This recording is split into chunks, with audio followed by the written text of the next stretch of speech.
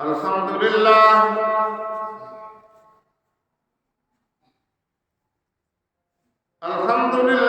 نحمده ونستعينه ونستغفره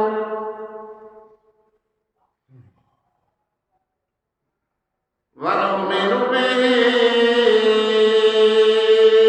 ونتوكل عليه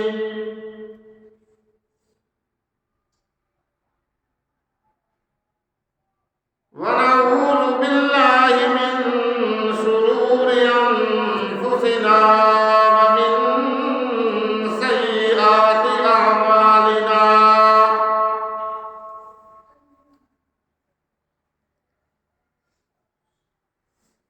من يهده الله فلا مضل له ومن يضلله فلا هادي له ونشهد أن لا إله إلا الله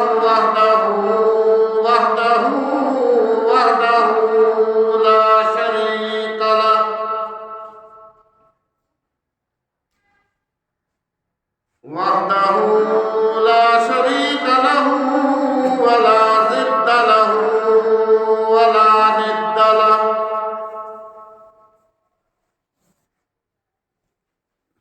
وحده لا شريك له ولا مثل له ولا مثال له ولا تمثيل له ونشهد أن سيدنا وسندنا وحبيبنا وحبيب ربنا وحبيبنا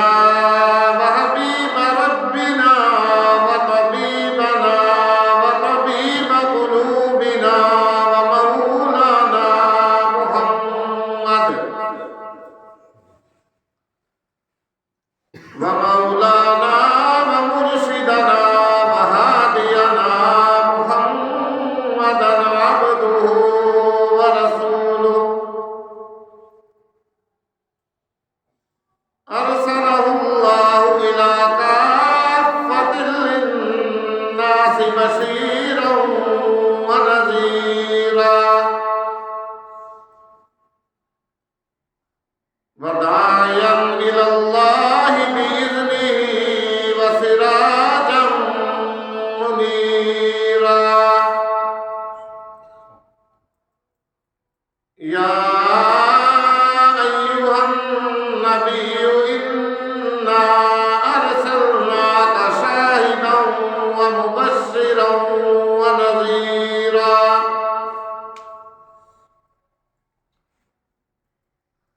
أما بعد فأعوذ بالله السميع العليم من الشيطان الرجيم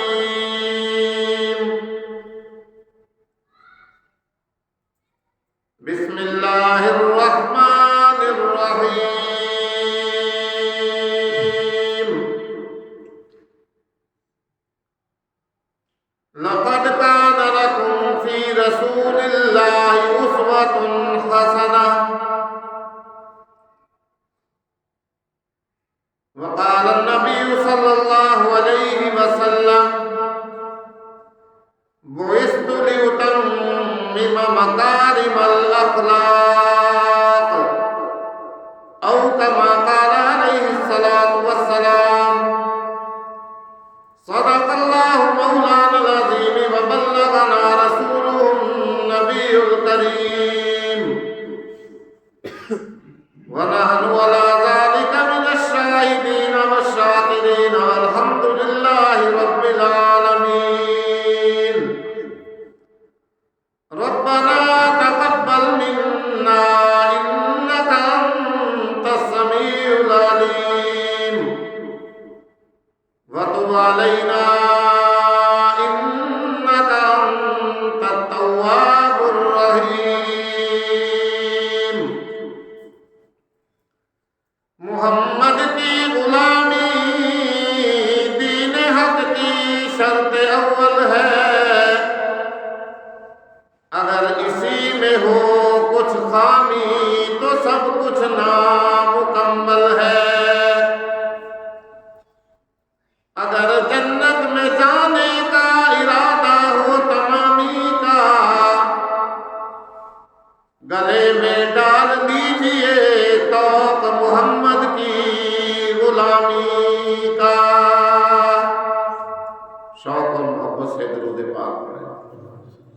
اللهم صل على محمد وعلى آل محمد كما صليت على إبراهيم وعلى آل إبراهيم إنك حميد مجيد اللهم بارك على محمد وعلى آل محمد كما باركت على إبراهيم وعلى آل إبراهيم إنك حميد مجيد هو الحبيب الذي ترجى شفاعته لكل هول من الأحوال مقتحم يا رب صل وسلم دائما أبدا على حبيبك خير الخلق كلهم سبحانك لا علم لنا إلا ما علمتنا إنك أنت العليم الحكيم رب اشرح لي صدري ويسر لي أمري واحلل عقدة من لساني يفقهوا قولي اللهم رب زدني علما اللهم رب زدني علما اللهم رب زدنا علما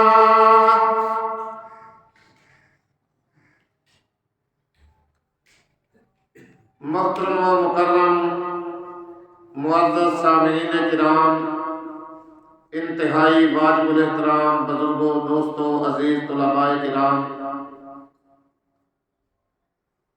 اللہ رب العزت کی حمد و ثنا جناب سرور کائنات، فخر موجودات، امام الانبیاء، خاتم الانبیاء والمرسلین، احمد مجتبی محمد مصطفیٰ صلی اللہ علیہ وسلم پر ہدیۃً تحفۃً درود و سلام پڑھنے اور بھیجنے کے بعد میں نے آپ حضرات کے سامنے قرآن مقدس کی ایک چھوٹی سی آیت مبارکہ تلاوت کی ہے۔ اللہ رب العزت کے دربار میں انتہائی عاجزانہ درخواست ہے، اپیل ہے، گزارش ہے، اللہ مجھ ناچیز کو اس کا صحیح ترجمہ اور مفہوم حق اور سچ بیان کرنے کی توفیق عطا فرمائے۔ اللہ رب العزت ہم سب کو صحیح قرآن مقدس پڑھنے کی، سمجھنے کی اور اس پر عمل کرنے کی توفیق عطا فرمائے، اور اس قرآن مقدس کو ہمارے لیے ذریعہ ہدایت اور ذریعہ نجات بنائے۔ کافی دنوں سے بیان کے سلسلہ کے اندر میں نے آپ حضرات کے سامنے آپ صلی اللہ علیہ وآلہ وسلم کے جمال اور کمال کے متعلق گفتگو کا سلسلہ شروع کیا تھا۔ کافی باتیں، کافی چیزیں، کافی فضائل، کافی مسائل اس ضمن میں، اس دوران میں آپ حضرات کے سامنے بیان ہوتے رہے۔ آج کی آیت مبارکہ جو میں نے آپ حضرات کے سامنے تلاوت کی ہے، اس کے اندر بھی اللہ رب العزت نے اپنے پیارے محبوب حضرت محمد الرسول اللہ صلی اللہ علیہ وآلہ وسلم کی زندگی کے متعلق بیان فرمایا، ارشاد فرمایا لَقَدْ كَانَ لَكُمْ فِي رَسُولِ اللَّهِ أُسْوَةٌ حَسَنَةٌ کہ لوگوں، پیارے رسول کی زندگی کے اندر تمہارے لیے عملی نمونہ موجود ہے۔ اگر کوئی آدمی دنیا اور آخرت کی کامیابی چاہتا ہے، دنیا اور آخرت کی کامرانی چاہتا ہے، تو وہ پیارے آقا حضرت محمد الرسول اللہ صلی اللہ علیہ وآلہ وسلم کے نورانی طریقوں کو اپنائے، آپ کے اخلاق کریمانہ پہ عمل کرنے کی کوشش کرے، آپ کی لائی ہوئی شریعت کے مطابق زندگی گزارنے کی کوشش کرے، آپ کے لائے ہوئے دین پہ عمل کرنے کی اور چلنے کی کوشش کرے۔ جو آدمی یہ کوشش کرے گا، انشاءاللہ دنیا اور آخرت دونوں جہانوں کی کامیابی اس کے قدم چومے گی۔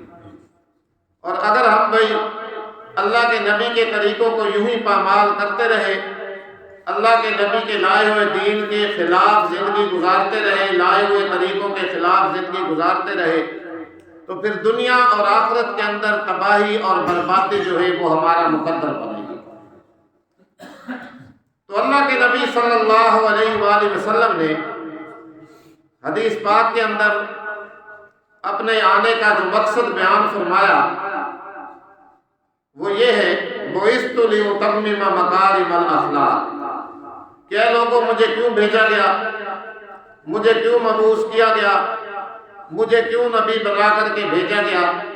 اس لیے کہ میں دنیا والوں میں جا کر کے ان کے اندر عمدہ اخلاق پیدا کروں، اچھے اخلاق پیدا کروں۔ بُعِثْتُ لِأُتَمِّمَ مَكَارِمَ الْأَخْلَاقِ، عمدہ اخلاق کی جا کر کے تکمیل کروں۔ کیونکہ میں نے آپ کے سامنے یہ بات عرض کی تھی کہ اللہ کے نبی صلی اللہ علیہ وآلہ وسلم کی تشریف آوری سے پہلے دنیا والوں کے جو حالات تھے وہ پوری تاریخ میں نے آپ کے سامنے دہرائی ہے۔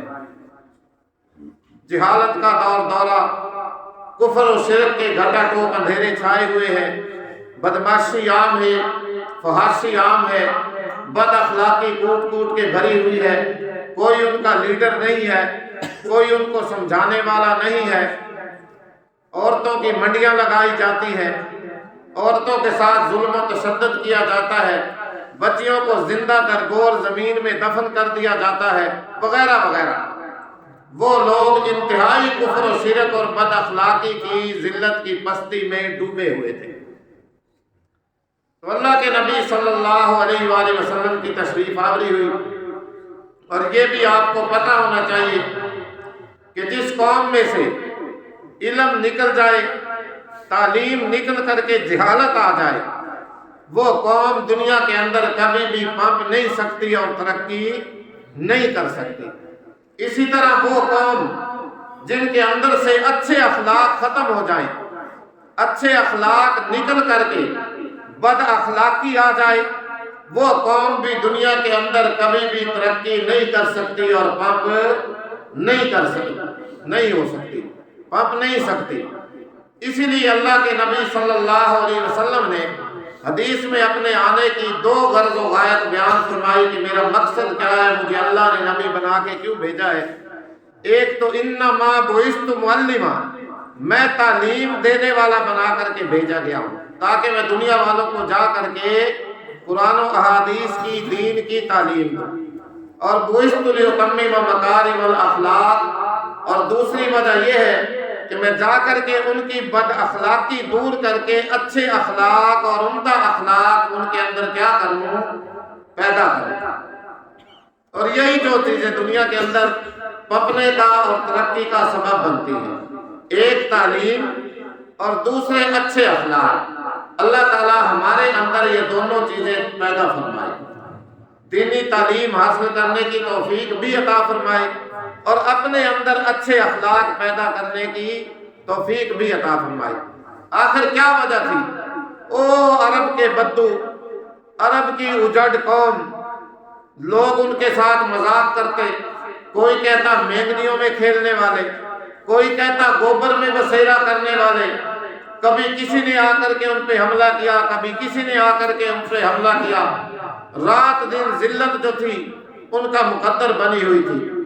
یہ حالات پیدا ہوئے تو اللہ کے نبی صلی اللہ علیہ وآلہ وسلم کی تشریف آوری ہوئی، آپ نے ان کے اندر عمدہ اور اچھے اخلاق پیدا کیے، اعلیٰ اخلاق کی تعلیم کی، اور اللہ کے نبی صلی اللہ علیہ وآلہ وسلم کے اتنے بہترین اخلاق اور عمدہ اخلاق تھے کہ لوگ آپ کو نبوت ملنے سے پہلے بھی صادق اور امین کے نام سے یاد کیا کرتے تھے۔ نبوت ملنے سے پہلے بھی، ابھی نبوت نہیں آئی، نبوت نہیں ملی، لڑکپن ہے، جوانی ہے، اتنے اعلیٰ اخلاق اللہ کے نبی صلی اللہ علیہ وسلم نے پیش کیے ان لوگوں کے سامنے کہ وہ لوگ آپ کو سب سے زیادہ سچا اور سب سے زیادہ امانت دار کہتے تھے کہ صادق اور امین۔ آپ کی لڑکپن کا زمانہ ہے، جوانی کا زمانہ ہے۔ ایک دفعہ بیت اللہ شریف کی تعمیر نئے سرے سے کرنے کا معاملہ پیش آیا، تعمیر ہو گئی، اب حجر اسود جو تھا وہ نصب کرنے کا موقع آیا. ہر آدمی کی، ہر قبیلے والے کی، ہر خاندان والے کی یہ خواہش تھی کہ یہ سعادت میرے حصہ میں آ جائے. حجر اسود جو ہے میں جا کر کے بیت اللہ شریف کے اندر لگاؤں، بیت اللہ میں نصب کروں. اللہ اکبر. قریش مکہ میں سے ہر آدمی یہ چاہتا تھا کہ اللہ کے گھر میں یہ پتھر لگانے کی سعادت مجھے حاصل ہو، یہ خوش قسمتی میرے حصے میں آ جائے. ایک بھی تیار، دوسرا بھی تیار. ایک کہتا تھا میرا قبیلہ عمدہ ہے، دوسرا کہتا تھا میں اعلیٰ خاندان سے ہوں، وغیرہ وغیرہ. قریب تھا کہ ایک فساد کھڑا ہو جاتا، لڑائی اور جھگڑا کھڑا ہو جاتا. اللہ اکبر. جب یہ معاملہ نزاع تک، جھگڑے تک پہنچا، کچھ کھراٹ قسم کے، بوڑھے قسم کے سمجھدار عقل مند جو لوگ تھے کہ اس طرح تو یہ معاملہ طے نہیں پائے گا. چنانچہ انہوں نے فیصلہ کیا، مشورہ کیا کہ کل صبح سویرے سب سے پہلے جو آدمی آ کر کے بیت اللہ شریف میں داخل ہوگا نا، اس سے اپنا یہ فیصلہ کرا دیا جائے کہ حجر اسود کو کون نصب کرے.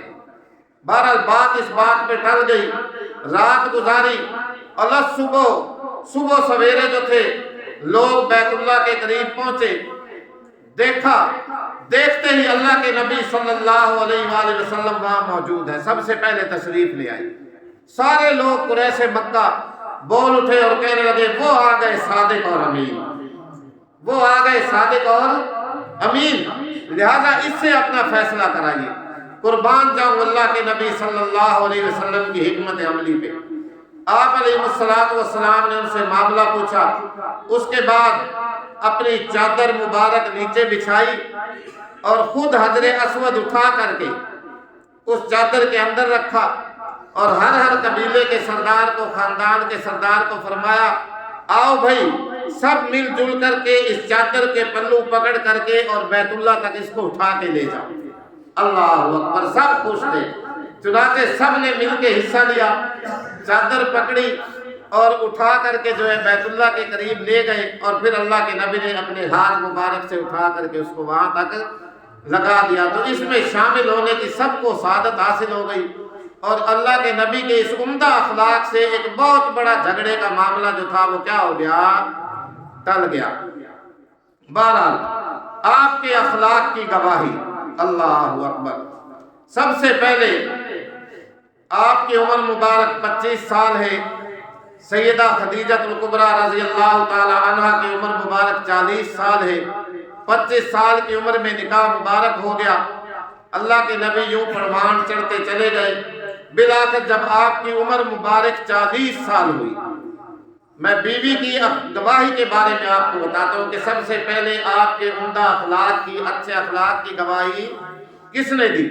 آپ کی شریکہ حیات سیدہ خدیجہ الکبریٰ رضی اللہ تعالی عنہا نے. جب آپ کی عمر مبارک 40 سال کے قریب ہوئی تو آپ علیہ السلام کو خلوت میں جا کر کے عبادت کرنا پسند آیا. سیدھا باتیں میں آپ کے سامنے رکھوں گا، وقت تھوڑا ہوتا ہے. چنانچہ اس عبادت ریاضت کے لیے، خلوت کے لیے آپ علیہ السلام نے بیت اللہ شریف کے قریب ایک پہاڑ ہے جس کو کہا جاتا ہے جبل نور. جو لوگ حج پہ گئے ہیں، عمرہ پہ گئے ہیں، انہوں نے دیکھا ہوگا. اس جبل نور پہاڑ کے اندر ایک غار ہے جس کا نام ہے غار حرا. وہاں جا کر کے اللہ کے نبی صلی اللہ علیہ وآلہ وسلم اپنے رب کو راضی کیا کرتے، اللہ کی عبادت کیا کرتے. جو اس وقت کی مروجہ عبادت تھی، نماز تو اس وقت تک نہیں آئی تھی، لیکن جو بھی عبادت تھی اللہ کے نبی صلی اللہ علیہ وسلم وہاں تشریف لے جاتے، کھانا پینا اپنا ساتھ لے جاتے. جب وہ ختم ہو جاتا واپس گھر تشریف لے آتے اور پھر سیدہ خدیجہ کھانا توشہ وغیرہ تیار کر کے دیتی. پھر جاتے، پھر وہاں جا کے اللہ کی عبادت میں مصروف ہو جاتے.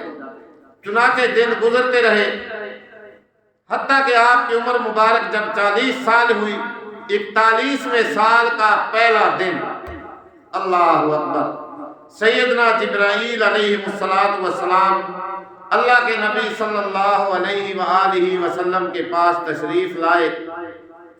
بات مختصر اور کہا اقرا یا محمد، اے محمد پڑھیے. اللہ کے نبی صلی اللہ علیہ وآلہ وسلم نے فرمایا ما انا بقارئ، کہ میں پڑھنے لکھنے سے واقف نہیں ہوں۔ بخاری شریف کی روایت ہے، سیدنا جبرائیل علیہ السلام نے آپ علیہ السلام کو اپنی یوں آغوش میں لے کر کے تھوڑا سا بھینچا اور دبایا، چھوڑ دیا، اور پھر کہا اقرا یا محمد، اے محمد پڑھیے۔ اللہ کے نبی نے پھر فرمایا ما انا بقارئ، کہ میں پڑھنے لکھنے سے واقف، پھر دبایا، پھر چھوڑ دیا، پھر اسی طرح پھر دبایا، پھر چھوڑ دیا۔ تیسرے دفعہ دبانے کے بعد سیدنا جبرائیل علیہ السلام نے کہا اقرأ بسم ربک الذی خلق، خلق الانسان من علق، اقرأ وربک الاکرم الذی علم بالقلم، علم الانسان ما لم یعلم۔ قرآن اٹھا کے دیکھیے 30واں سپارہ، سورۃ العلق کی ابتدائی آیات، بخاری شریف کی ابتدائی روایت۔ سیدنا جبرائیل علیہ السلام نے کہا اقرأ بسم ربک الذی خلق، اے محمد پڑھیے اس اپنے پروردگار کا نام لے کر کے۔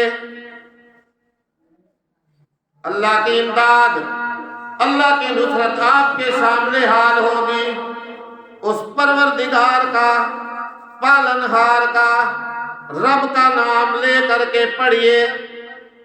بولو بھائی، میں جھوٹ تو نہیں کہہ رہا ہوں یہ بات، میرے عزیز حافظ بھی کچھ بیٹھے ہوں گے بیچ میں، کچھ ناظر خان بھی بیٹھے ہوں گے جنہوں نے قرآن پڑھا ہے نا قرآن کی سورت اقرأ بسم ربک۔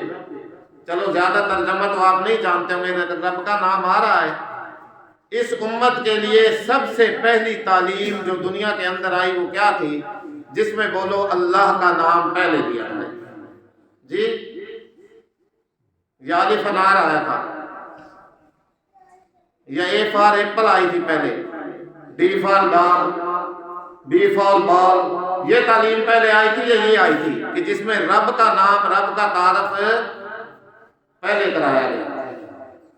تو فرمایا اقرأ بسم ربک الذی خلق، اے محمد اپنے پروردگار کا نام لے کر کے پڑھیے جس نے ساری کائنات کو پیدا فرمایا۔ بات لمبی ہو جائے گی۔ خلق الانسان من علق، اس رب کا نام لے کر کے پڑھیے جس نے انسان کو جمے ہوئے خون سے پیدا فرمایا، جمے ہوئے خون سے بنایا۔ اب میں انسان کے اوپر جو درجات آتے ہیں وہ بیان کرنے بیٹھ جاؤں بس وقت ختم ہو جائے گا کہ انسان کی پیدائش کس طرح ہوتی ہے۔ پہلے گندے پانی کا قطرہ، ماں کے جسم کو لگ جائے ماں کا جسم ناپاک، باپ کے جسم کو لگ جائے باپ کا جسم ناپاک، کپڑے کو لگ جائے کپڑا ناپاک۔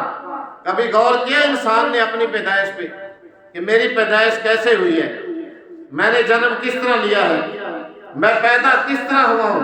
ایک پانی کی چھوٹی سی بوند، رحم مادر میں سارا پانی نہیں جاتا، ایک چھوٹی سی بوند، تھوڑا سا بس قطرہ چھوٹا سا۔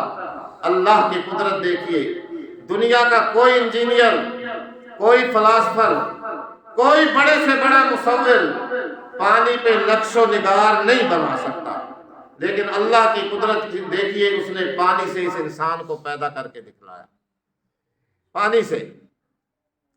پھر یہ پانی خون میں تبدیل ہوا، پھر لوتھڑا بنا، پھر اس کے اندر ہڈیاں بنائی۔ کتنا انسان کے، اللہ اکبر، جسم کے اندر کتنی بڑی مشینری کام کرتی ہے رحم مادر کے اندر۔ بہرحال بات لمبی ہو گئی، تو سیدنا جبرائیل علیہ السلام نے کہا اقرأ وربک الاکرم الذی علم بالقلم، اے محمد اس رب کا نام لے کر کے پڑھیے، اس پروردگار کا نام لے کر کے پڑھیے جو بہت ہی بڑی عزت والا، بڑی بزرگی والا، بڑی کرامت والا، علامہ بالقلم، جس نے انسان کو قلم کے ذریعے علم سکھایا، علم الانسان ما لم یعلم، اور انسان کو وہ کچھ سکھایا جس کا اسے علم بھی نہیں تھا، جس کا اسے پتہ بھی نہیں تھا۔ یہ ابتدائی آیات، سب سے پہلی وحی جس کے اندر سیدنا جبرائیل علیہ السلام نے اپنے رب کا تعارف کرایا کہ اے محمد اس رب کا نام لے کر کے پڑھیے۔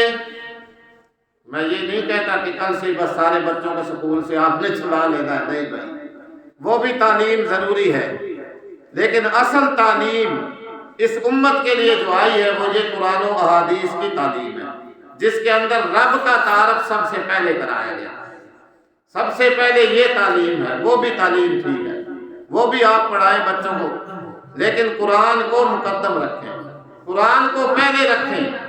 اسی لیے آج کا انسان ذلت کی پستی میں ڈوبتا جا رہا ہے، ذلیل و خوار ہو رہا ہے، تباہی بربادی آج کے انسان کا مقدر بن گئی ہے، کیونکہ قرآن کو چھوڑ دیا، قرآن والے کو چھوڑ دیا، قرآن کو چھوڑ دیا۔ اور یہی شکایت اللہ کا رسول قیامت والے دن اللہ کے دربار میں پیش کرے گا۔ وقال الرسول یا رب ان قوم اتخذوا هذا القرآن مہجورا، یا اللہ یہ میری وہی قوم ہے، اللہ اکبر، جس نے تیرے قرآن مقدس کو چھوڑ دیا تھا، پسے پشت ڈال دیا تھا۔ اللہ ہمیں بھی پڑھنے کی توفیق عطا فرمائے، اس کا ادب کرنے کی توفیق عطا فرمائے، اس کے پڑھنے والوں کا ادب کرنے کی توفیق عطا فرمائے۔ خدا را خیال کیجئے، قرآن کو پہلے سامنے رکھیے، باقی تعلیم بعد میں ہے، لیکن پہلے قرآن ہے۔ لیکن ہم نے معاملہ اس کے برعکس کیا، الٹا کیا کہ پہلے دنیا کا معاملہ اور بعد میں قرآن کا معاملہ۔ بہرحال یہ پہلی وحی کی ابتدائی آیات لے کر کے پسینے سے شرابور ہیں، کپ کپا رہے ہیں، جسم پہ لرزہ طاری ہے، کانپ رہے ہیں، کانپتے کانپتے کانپتے چلتے چلتے چلتے چلتے اپنے در دولت میں تشریف لے آئے۔ آپ کی رفیقہ حیات، شریکہ حیات سیدہ خدیجہ الکبریٰ رضی اللہ تعالی عنہا موجود ہیں۔ اللہ اکبر، تشریف لائے اور فرمایا زملونی زملونی انی خشیت علی نفسی، خدیجہ مجھے کمبل اڑا دو، مجھے چادر اڑا دو، مجھے کھیس اڑا دو، مجھے رضائی اڑا دو، جو بھی اس وقت کی چیز تھی، مجھے اپنی جان کا ڈر ہے۔ اللہ اکبر، سیدہ خدیجہ الکبریٰ رضی اللہ تعالی عنہا نے اپنے پیارے محبوب کے اوپر چادر اڑائی۔ اللہ کے نبی کپ کپا رہے ہیں اور پوچھتی ہے اے میرے محبوب آپ کو کیا ہو گیا ہے، کیا معاملہ پیش آ گیا ہے، ایسی کون سی بات پیش آئی جس سے آپ کا جسم بھی لرز رہا ہے، زبان بھی بولتے ہوئے کپ کپا رہی ہے، ایسا کیا معاملہ ہے؟ میں آپ کو مائی صاحبہ کی اخلاق کی گواہی کی بات کہ سب سے پہلے اللہ کے نبی کے اخلاق کی گواہی بولو کس نے دی؟ آپ کی رفیقہ حیات خدیجہ الکبریٰ رضی اللہ تعالی عنہا نے۔ پوچھا میرے محبوب کیا معاملہ پیش آیا؟ بات مختصر، اللہ کے نبی صلی اللہ علیہ وآلہ وسلم نے سارا غار حرا والا جو معاملہ تھا نا، وہ سارا اپنی رفیقہ حیات کے سامنے پیش کیا اور سنایا کہ اس طرح مجھے معاملہ پیش آیا ہے، مجھے اپنی جان کا بھی خطرہ ہو رہا ہے، محسوس ہو رہا ہے۔ وحی کا بوجھ، قرآن کا بوجھ، اللہ اکبر۔ بہرحال بات مختصر، سیدہ خدیجہ رضی اللہ تعالی عنہا نے یہ بات سنی، سمجھ گئی۔ اب اخلاق سنیے پیارے محبوب کہ اللہ ہمیں بھی یہ عمدہ اخلاق اپنانے کی توفیق عطا فرمائے۔ مائی صاحبہ فرمانے لگی جو الفاظ انہوں نے آپ کے اخلاق کے بارے میں بیان فرمائے، بخاری شریف نے اپنے ورقوں کے اندر محفوظ کیے۔ مائی کہنے لگی کلا واللہ لا یخزیک اللہ ابدا۔ مائی کے الفاظ سنیے اور غور کیجئے۔